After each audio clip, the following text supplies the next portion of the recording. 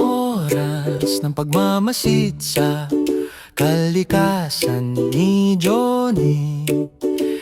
Nagsisimula na ngayon ang oras ng pagmamasid sa kalikasan ni Johnny.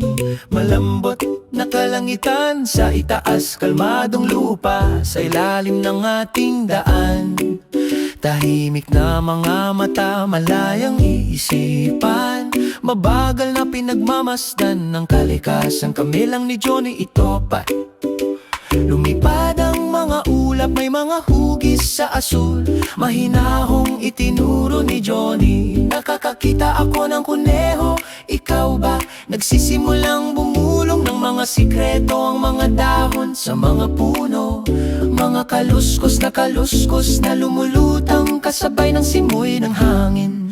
To, para, to. Hiningala, tumingin sa ibaba, magdahan-dahan, gumagalaw ang kalikasan.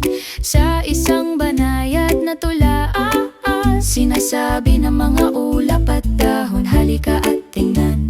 Mabagal at kalmado ang ating pupuntahan. Nililiit,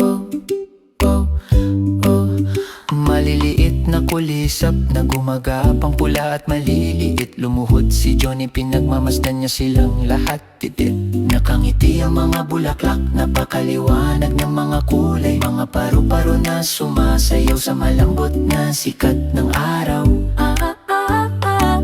Mahalaga ang maliliit na bagay, malaki man o maliit, bawat insekto, bulaklak, lahat titit. Sa pagmamasid na mabuti, ang mga puso ay nananatiling mabatit.